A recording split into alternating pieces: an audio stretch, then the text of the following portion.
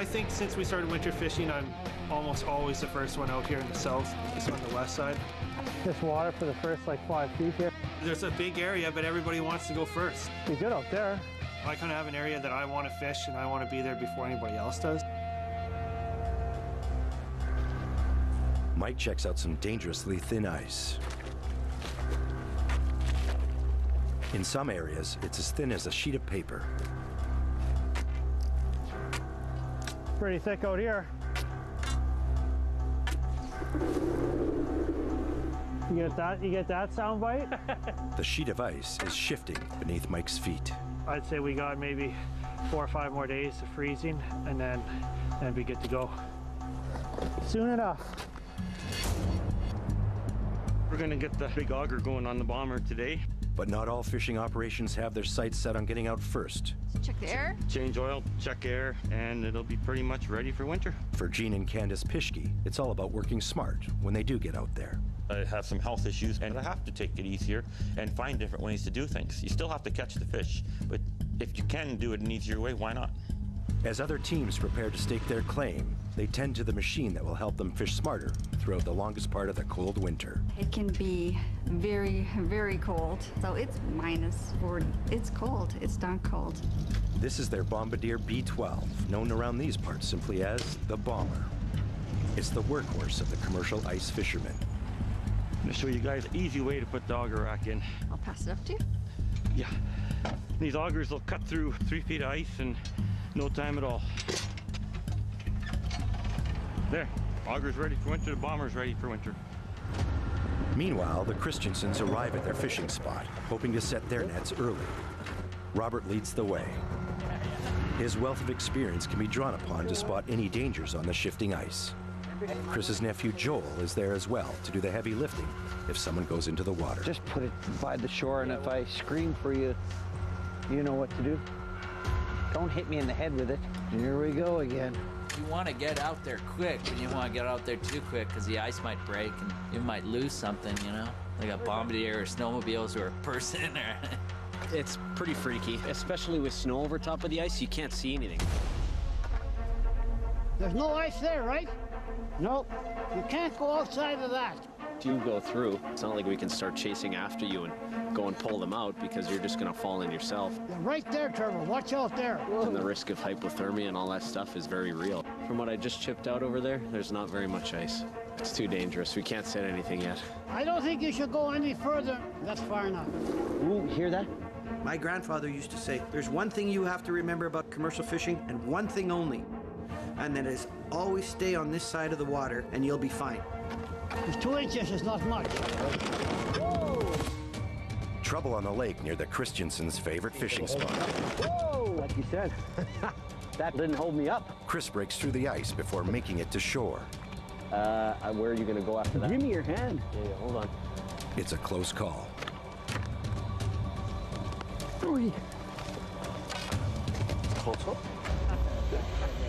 In 2 days, you could be back here again. It could be all gone. This whole sheet of ice could move over 4 miles.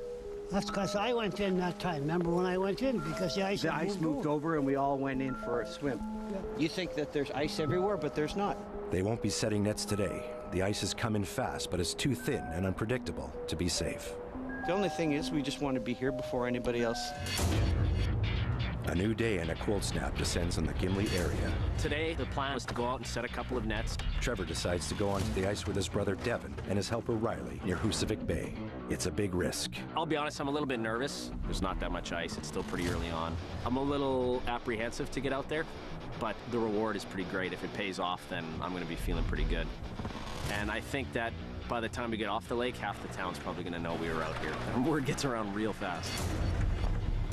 As they head out, Mike from the Husavik crew arrives at the beach to scout the ice for himself. What's going on, guys? Hey, we're gonna try setting, I guess. I don't know. It's probably a little bit early. Like, my dad and grandpa kind of advised me not to go yet, but you know, sometimes you just gotta. You're not waiting anymore. No. Just like us. Yeah, pretty much. I guess word will get out now. You know? I might be going home to get some of my own. So right on. Okay. Well, we'll see. I'm only gonna put a couple in and see what's here. So. Right on. Yeah. Well, walk safe. All right. Thanks, man. See you guys. Surprised to come down here and see them on my at-home base here already. This is probably the earliest we've ever seen nets going in, at least here in Husavik. Everybody's gonna want to go now, but it's still pretty early. The weather's crazy, +2, +3 degrees. Unusual for this time of November, but makes a great day for going to put a few nets in and just seeing what's out there. Maybe I'll join them later.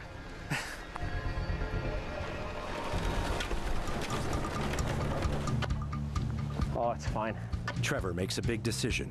The ice is good to set on. This is actually probably ideal setting weather right now. There's no wind. You can see through the ice. There's enough ice. He uses an ice auger to make a hole.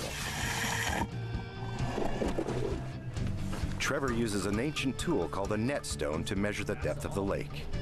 It's only like 8 feet. We gotta go a little further. If it's too shallow, he risks the nets getting frozen into the ice. Yeah, no, we're good. I'm gonna put one in. A jigger is used to secure the 80-yard nets. Shaped like a surfboard with an ice pick in the middle of it, the jigger glides underneath the ice. Attaching to it is a rope that will run from one hole to the next. The pulling motion of the rope propels the board forward. The spotter looks and listens for its location. That's good, Devin. Good. Trevor is betting the weather will only get colder from here on in. Okay. If not, he runs the risk of losing his nets and any fish that may be in them. That's the very first net. The day is going well, but not far from where they work. Open water crashes over the edge of the ice sheet. As far as I know, we're the very first people outside of Gimli, which is a little bit freaky because, I mean, I'm not the most experienced guy yet, so I might end up making a mistake. I might lose my nets. There might not be any fish here. But if it pays off, then we kind of have bragging rights. We're the first guys out on the lake. Trevor and his crew are nearly finished for the day when they spot someone on shore. Hey, is that Dad watching us from shore? Is Dad there? This is Grandpa now. It's probably Dad. Oh yeah, he totally probably called him. Well, it's somebody, right? We don't know for sure who. As soon as one fisherman hears about us being out here, everybody's gonna know, right? It's so funny. Yeah, honestly. This is November. This is unusually early. I mean, we used to say if you could get out here before Christmas and get any amount of nets, this is a month earlier than that. So all bets are off. You could come here in 2 days, this could all be gone. Nobody really knows. That's the thing about being early. It's unpredictable. That's why we were both watching here, 3 generations. It's a very serious thing. Juan's got to go and do it on his own, so he gets an idea. Okay, all right, we better get everything in then. Hey, if it had been a strong offshore wind today, how would you get back to shore? Coming across land, vicious offshore winds can easily move a giant sheet of ice out to the middle of the lake, stranding fishermen miles from shore. This ice here, you would not believe it. This is a corner and out it goes. There's strips of wide open water here everywhere. You just don't know. It's what you don't know. It's what you're afraid of, right? It's a day-by-day thing, I'd say.